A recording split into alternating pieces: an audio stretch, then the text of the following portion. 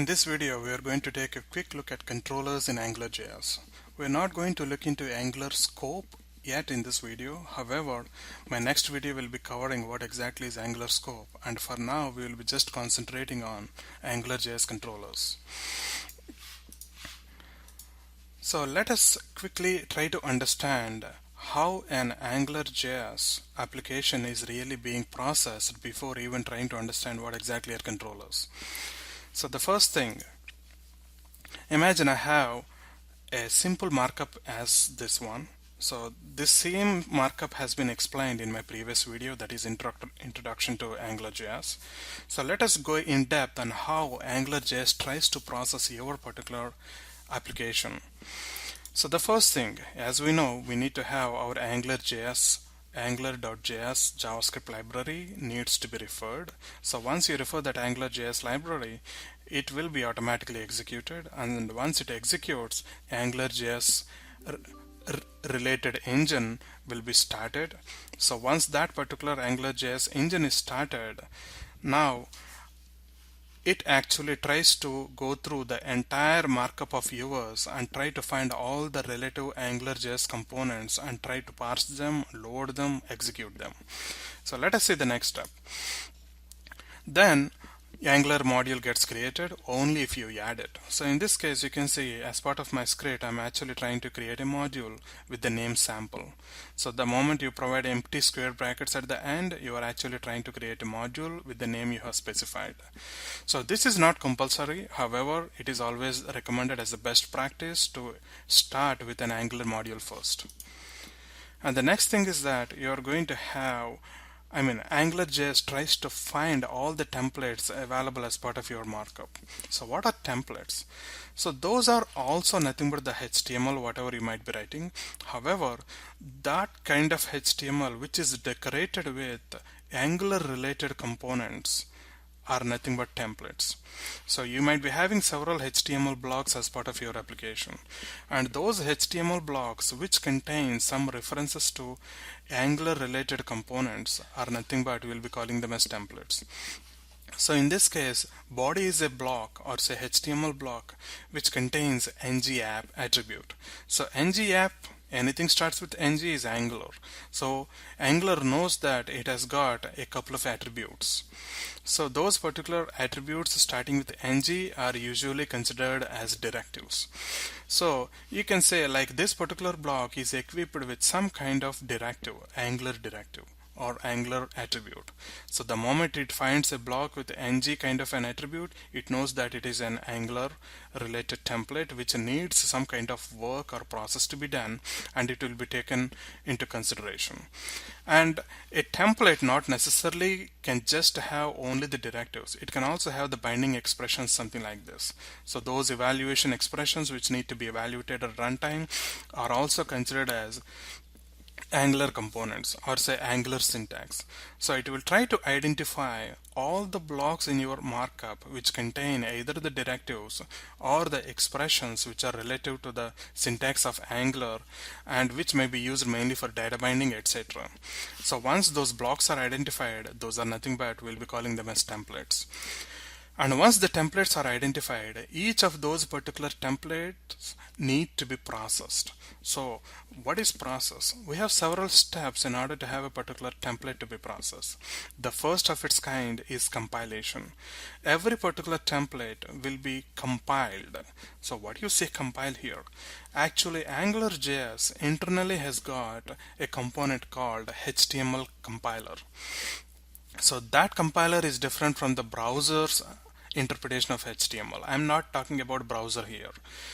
AngularJS, I'm literally talking about AngularJS engine. So AngularJS engine internally has something called HTML compiler, and that is the compiler which gets kicked in the moment a template has been identified. And that particular compilation process essentially will be trying to compile that particular template and reports us if there exists any errors or whatever. And for now, let us consider the compiler or HTML compiler inside AngularJS engine does its own job on a particular template in order to find any kind of errors which might be available as part of Angular syntax. Fine. Once the compilation process is done, then it will be loading. So you can see it is loading the template into the memory. And whenever I say memory, it is still the browser memory.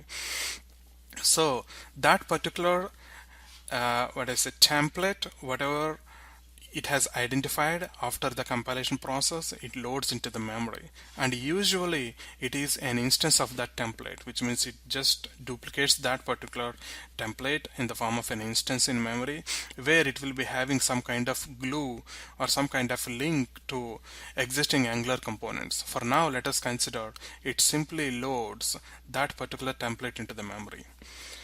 And once it is available in memory, then AngularJS tries to transform that particular template with certain data. So you can see the third step is transform. So transformation means that particular template might be really having some kind of data to be pushed into the template. So in this case, evaluation of expression is being done as part of the transformation step. So as part of transformation step, all the evaluation of expressions, all the data binding, everything happens. So once a template has been identified, it will be compiled, it will be loaded into the memory, and then it will be converted into whatever the browser can understand based on the data it might be receiving. And the data could be from some external source, or it could be just only the evaluation of expressions in this case. So once the transformation is done, we'll be actually getting a DOM out of this. So the template process, which means the compilation, load, and transformation process is done. The result of that whole process is actually a DOM, browser understandable document object model. So a new DOM will be created as part of this particular template, and that particular DOM will be finally sent to the browser for rendering. So in this case, the browser will be simply receiving body with all this text, and you can see the value 3 actually. So the browser will be actually receiving directly the value 3 instead of this one. So AngularJS instructs browser that please work on only this, but do not work on this one. So AngularJS knows how to work on this one, and finally it will be informing to browser saying that okay, I'm going to work on this one. You compile it, I will be compiling it, I will be loading it, I will be transforming it, and I will be providing whatever you needed. You do not worry about this stuff. That is what exactly Angular says. So AngularJS works with the template, gives the DOM out, and that particular DOM will be finally received by the browser, and that particular browser will be trying to render that entire template. So this output, whatever we are going to receive as part of the transformation, is usually called as view from the terms of AngularJS. So from now onwards, whenever I call view, you can say it could be either a template or could be an output from the template. So that is usually called as view. So we have covered several things here. We have the module, we have the template, we have compilation, loading, transformation, rendering, and finally the output of the transformation, which is nothing but the view. So this is an high level overview on how the Angular process really kicks in once it has been attached to your application. And we did not talk anything about controllers yet. So let us jump into controllers. Okay, so what are controllers? First of all, imagine I have a kind of markup, something like that. So don't panic, let us see one by one and try to understand each of those particular areas. The first thing, controllers are JavaScript objects. So you need to understand controllers are nothing but special other than those are simply JavaScript objects. And however, those objects or that particular JavaScript, whatever you are going to write as part of the controllers, will be containing application logic. So you will be writing all the application logic in the form of JavaScript, and you will be calling that one as a controller. And the controllers usually will be made available as part of an Angular module. And how it is? Here you go. So here actually you are actually creating angular.module, which means I am creating a module from the Angular perspective. So this is an Angular module with the name sample, and that particular module instance is currently being referred by a variable called sample. You can place any variable here, yes or app or whatever. So this variable sample is nothing but a reference to the module you have created. And using the same reference, you can see here, you are actually creating a controller. So controller is actually a method which is already available as part of our Angular stuff. So for now, let us consider controller can be attached to a module by directly referring the module instance. So in this case, I have module reference dot controller provide a name so that you will be actually giving the name of the controller itself and then the function which contains the definition of the controller. So this function is nothing but the definition of the controller, and the definition of that particular controller will be identified with the name called EMP. So controller in this case is named after EMP. And you can see the same module sample is being referred as part of our ngapp directive. So every application or every Angular application needs to have at least one ngapp where it is the beginning or say the startup process of your Angular application. So without ng-app it will never work. So we need to have at least one ngapp to be made available, and currently this ngapp, nothing but our Angular application, is actually starting with a module reference called sample. So it knows how to find sample module, and from there this entire block will be depending based on that particular module. Okay. So next, AngularJS controllers will be actually allowing us to send or receive the data between DOM. So in my previous slide, I have already covered what are views. So in order to send any kind of data to the views, we will be using the controllers. So controllers are responsible to send any data to the views. And similarly vice versa, we can also get the data from views and send back to controllers, which I'm going to cover later. So again, as I mentioned, you can have views and you can have controllers. And controllers, after having their application logic performed, the result, which is nothing but the data, will be sent to the views. Next, how is controller being attached to our particular block? So you can see a controller is usually attached to a DOM element. However, that particular DOM element needs to have ng controller attribute. So you can see div is a block here which contains ng controller as an attribute, and that particular attribute is actually having the reference to EMP. What is EMP here? It is nothing but the controller. So I am saying that this block needs to work with the EMP controller. So whenever you specify ng controller, the first thing we need to provide here is the name of the controller for which it needs to work with. So once you have provided that particular controller name, it knows that this whole block will be depending and will be working closely with only the controller called EMP. And as I mentioned, any attribute which starts with ng usually is called as directive. So from now onwards, I will be calling ng controller as ng controller directive instead of ng controller attribute. So we have ngapp directive and we have ng-controller directive. And once we have the ng controller directive, as I mentioned, the directive will be having a reference to the controllers to which it needs to work with. And next, this is important, every particular controller needs to be instantiated, and you can see this as is a keyword, and this you can consider the controller as a class here, and you can see function, whatever the function you might be writing, is nothing but a class, you can say a constructor function. Just for our understanding, do not really mess up with the real classes, but in general you can consider controllers as classes, and those classes will be available as part of a module, and the classes will be containing all the members. And you can see we are following the same strategy. We have a module, and a module will have multiple classes, nothing but controllers, and those classes will have all the members like properties, methods, and so on. So in this case, the controller has got a particular member called name. However, if you consider controller as a class, it needs to be instantiated, and now you can see the instantiation is being done right here.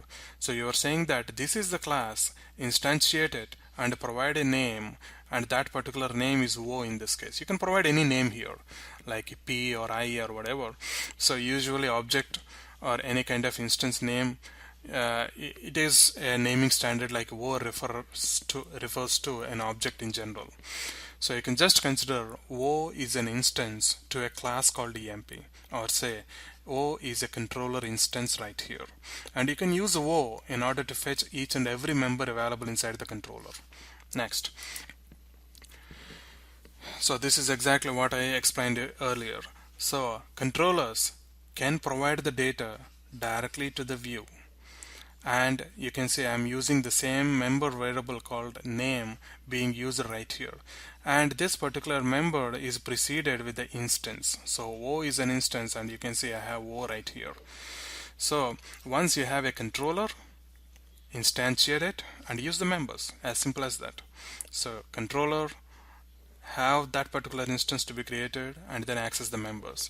And if you really see, this particular controller is actually creating a model in the sense the data model, all the data available in the form of a model here, and finally sending to the view. So now you can see I have a view, I have a model, and I have a controller. So we have a controller, model, view. So in that way you have MVC, which is being made available as part of AngularJS. And right now controller is just sending the information in the form of model straight to the view, but currently view is not sending back. So if you send views also, if you enable the views to send information back to controller, then we will say that is two-way data binding, which I'm going to cover in my coming up sessions. For now, you can consider controller will be able to pass the information from the controller to the view in the form of a model, and that is what we will be calling it as one-way binding. And we'll be covering later about two-way binding and sending the information from the views back to the controller. So hopefully you understood a bit about controllers, and let us quickly wrap up on how the controllers are really placed as part of AngularJS architecture in general. And as anyway I mentioned, you will be actually creating an Angular module first, and as part of Angular module you can create multiple controllers. You are not limited to one controller. You can have multiple controllers to be created as part of single Angular module, and you can have several modules as part of your application anyway. And you are going to have the markup, so you need to have all your HTML, body, head, and all those tags to be written, and that particular markup will be definitely having the definitions in the form of templates, and those templates eventually will be transformed to views. So I'm directly writing views here. So your markup will have all the templates, and templates or views. So controllers will be actually sending the information to the view in the form of a model. So you can see controller creates a model and sends the same model as input data to your view. So view does not really understand what is a controller. All it really understands is the model. View strongly binds to the model, and controller knows what kind of model it needs to generate. Okay, and further, in order to get the model, which means all the data, so data usually resides in database, but I'm saying AngularJS will be residing at client side, so which means at browser side. So from the browser, will I be able to directly work with databases? No, that will be a huge security issue if you could. But in general, modules are not responsible to directly work with databases. However, controllers will be receiving the data or will be working with the data through web services. So controllers closely work with the web services, or say REST-based services, to actually pull the data, convert the data to the model, and finally send the same data to views. And web services or REST services, whatever you are going to develop, knows how to work with databases. So views will never have anything about from where it is receiving the data. All it really knows is about the model. Views will never know anything about web services or databases. And similarly, controllers will never know anything about databases. Controllers will be just working with web services, thinking that this is the data source for all the information it really needs to work with. So controllers will never have any idea about databases. However, it will be working only with the web services. Views will never work with web services or databases straight. It will be directly working with controllers, and it knows only the models. So this is a simple understanding on how the Angular modules, controllers, models, views, everything will be placed as part of your application in an architectural fashion. So like once again, you have the model here, view here, and the controller here. So you have MVC model, which is working at the client side of your browser, but server side is a different story, for which we will be having our coming up sessions on how to really consume a web service. Just for now, you consider you can have controllers which can have the models to be sent to views. Okay, enough theory, let us jump into our application. So let me create a new file, and I'm going to call this one as 01.htm, and let me generate the HTML structure here. So once I have the structure, let me refer AngularJS, whatever I used it to do in my previous session. So this is where I have my angular.js file. So once I have angular.js, which means my application can start with all the Angular related development. So right now I would like to start with creation of a module. So creation of an Angular module is straight away. I can just say angular.module and provide the name of the module. In this case, I'm just calling it as sample and the empty square brackets to actually create a module. However, once a module is created, in my case, I would like to have a reference of that particular module to be maintained. So for that purpose, I can say variable m equal to Angular module. So which means you are asking Angular engine to create an instance of a module with the name sample and place that instance in a variable called m. So most of the samples, instead of m, they provide app, which is nothing but it is the main module, something of that sort. So you can use any variable, and app seems to be working fine in my case. So I will be say app dot. And now I need to create a controller. As I mentioned, you have the controller right there. And whenever you're trying to create a controller, the first thing is that you need to provide the controller name and then the definition of the controller itself. So in this case, the definition, as I mentioned, is nothing but your constructor function with all the necessary application logic. So in this case, I would like to say, like I have an attribute called something like this.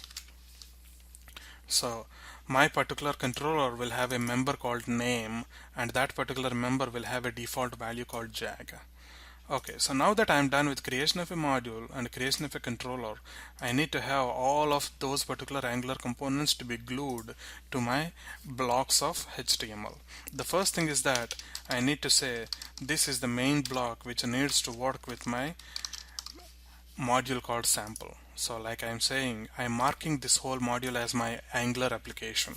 So this is your AngularJS application which you will be working with. So without that, the AngularJS process itself will not kick in. So your entire application or your entire markup needs to have at least one ng app where AngularJS will try to have that particular block to be mentioned and considered as an Angular application, and from there it knows how to process your application. And the next thing, I would like to have a div tag. So in this case, I would like to link my particular controller directly using ng-controller. And using ng-controller directive, the first thing you need to do is you need to specify the name of that particular controller you would like to link with. So I'm saying that the block div has to closely work based on the controller emp. However, as I mentioned, it needs that particular, the controller needs to be instantiated, and the name of the instance I am going to say is O for now. And now I can say like hello o.name. Okay, so now what I'm saying is I'm trying to access this particular member name directly using the instance O right here. And you can also see you are using the Angular evaluation syntax here, as because at runtime Angular actually processes this particular template, that is div, hello and everything. So Angular tries to process this whole template, line number 15, 16 and 17. And once it is processing the template, it notes that it is linking with EMP controller. It needs to create an instance called O, and then it needs to evaluate this expression, and while evaluating this it still needs to work with instance O and then fetch the value available inside the member, which is nothing but name, and finally o.name will be supposed to be resulting in jag. So let me save this whole thing and try to access it in my browser.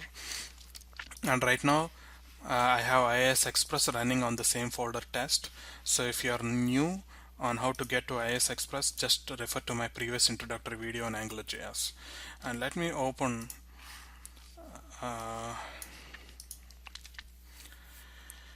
my browser, and I am going to say http localhost 8080. So this is where I have my IIS Express listening, and 01.html is my particular file, and I can say this one, and you can see hello jag has automatically come in, and you can add more members if you really want to. For example, dot sal equal to something like I can say 4500 for now, and I can say hello jag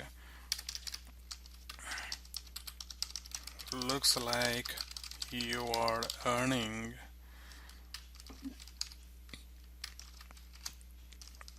wo.sal as your salary.